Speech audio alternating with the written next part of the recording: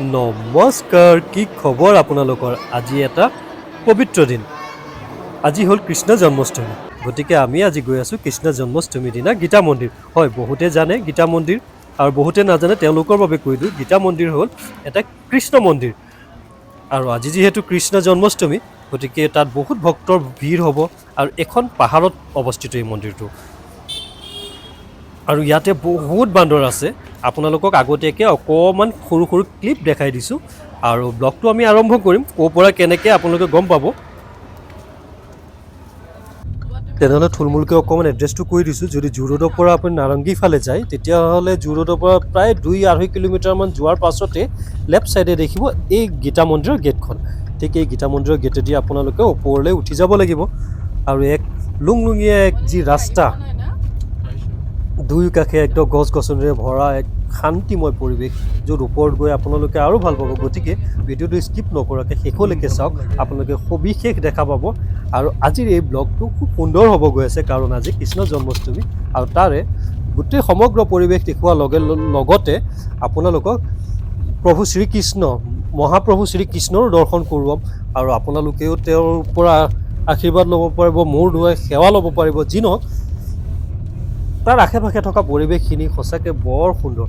গতিকে ব'লকচোন মোৰ লগত এই যাত্ৰাত আপুনিও সহভাগী হওক। তেনেহ'লে ব'লক আমি আগুৱাই যাওঁ। চাওকচোন, পৰিৱেশটোৱে একদম বেলেগ, মানে কি ক'ব আৰু মজা। ঠিক আমি এনেকৈ উঠি লাহে লাহে গৈ আছোঁ, কিন্তু বৰ আপ গাড়ী চাড়ী চলাওঁতে বা বাইক চলাওঁতে অলপ সাৱধান হ'ব, কাৰণ টাৰ্ণিংটো বহুত মানে অলপ ডেঞ্জাৰ আছে টাৰ্ণিংটো। গতিকে চাই ল'ব। দিনত ভালে, ৰাতি হ'লে কেনেকৈ এইবোৰ ৰাস্তাটো বেছি স্পীডত নোযোৱাটোৱে ভাল। আৰু লাহে লাহে আমি মন্দিৰ প্ৰাংগণ পামহি। আৰু ইয়াৰে পৰিৱেশখিনিও দেখাই দিওঁ। আজি জন্মাষ্টমীৰ যি এক মানে ইয়াৰে সুন্দৰ যি পৰিৱেশ আৰু যি উলহ মালহেৰে ইয়াতে আজি জন্মাষ্টমী উদযাপন কৰা হ'ব বা কৰা হৈছে। এয়া দেখিছে নহয়, এইখনেই হ'ল গীতা মন্দিৰৰ মেইন গেটটো। দেখিছে, চাওক ইমান ধুনীয়া। এয়াই হ'ল গীতা মন্দিৰ আৰু ইমান ধুনীয়া এখন পাহাৰত অৱস্থিত মানে মন্দিৰটো। সঁচাকৈ বৰ শান্তিময় পৰিৱেশ। আৰু কিন্তু এটা কথা, ইয়াত বান্দৰ বহুত আছে, একদম শান্তিময় পৰিৱেশ। বা বহুত মঠ মন্দিৰৰ ওচৰত আচলতে বান্দৰ থাকেই আজিকালি। ষ্টাৰ্টিঙতে দেখাওঁ ছাগলীৰ লগত দেখিছে নহয়, এটা বান্দৰে ছাগলীটোৰ লগত কাজিয়া কৰি আছে। খোৱা লৈ পেলাই এই টানা আজোৰা। কি কৰিব, উপায়ো নাই, বহুত বান্দৰ আছে। ইয়াতে। ইয়ালৈ আহোঁতে সাৱধান, নিজৰ বেগ, পাৰ্চ বা নিজৰ কিবা কেৰি কৰা বেগ আশে পাশে থৈ আঁতৰি নাযাব, নহ'লে আপোনাৰ সেই বেগ লৈ পেলাই উধাও হ'ব বান্দৰ। সাৱধান। গতিকে এয়ে হ'ল এক বিশাল মন্দিৰ আৰু ইয়াতে নিৰ্মাণ কাম এতিয়াও সম্পূৰ্ণ হোৱা নাই চাগে। এতিয়াও নিৰ্মাণৰ কিছু কাম কৰি আছে তেওঁলোকে, হয়তো ৰং কৰি আছে বা বঢ়াব, নিৰ্মাণৰ কাম উঠে চলি আছে আৰু। গতিকে ইমান সুন্দৰ মন্দিৰ, বহুত ভক্তৰ আগমন ঘটিছে ইয়াতে। আৰু উঠি অহাৰ লগে লগে ইয়াত দেখিছে ন, বন্তি প্ৰজ্বলন কৰা হৈছে। দুয়ো কাষে এনেকৈ ব্যৱস্থা কৰি দিয়া হৈছে চাকি ধূপ জ্বলাবৰ বাবে।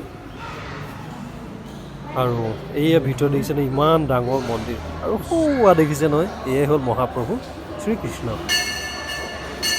অলপ ভালকৈ দেখাই দিম ওচৰত যায়। আপোনালোকে ভিডিঅ'টো স্কিপ নকৰাকৈ শেষলৈকে চাওক আৰু কেনে পালে আমাক কমেণ্টৰ জৰিয়তে জনাবলৈ নাপাহৰিব।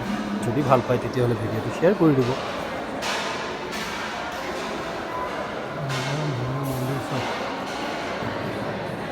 এয়া দেখিছে নহয়, ইমান ধুনীয়া মন্দিৰটো, সঁচাকৈ বৰ শান্তিময় পৰিৱেশ। মোৰ আহি খুব ভাল লাগিল। আপোনাৰ মনত যদি কেতিয়াবা টেনশ্যন থাকে, কিবা থাকে, এনেকুৱা ধুনীয়া মন্দিৰ, নামঘৰত গৈ পেলাই বহি বছৰ আধা ঘণ্টামান, মানে কি ক'ব, সকলোখিনি পাহৰি যেন একদম। এয়া চাওক, মহাপ্ৰভু শ্ৰীকৃষ্ণ। এই চেগতে আপোনালোকেও তেওঁৰ শ্ৰীচৰণত প্ৰাৰ্থনা জনাক, সেৱা লওক আৰু আশীৰ্বাদ বিচাৰক, যাতে আপোনালোকৰ সকলো মনোবাঞ্ছা পূৰ্ণ কৰে প্ৰভু। ৰাধে ৰাধে।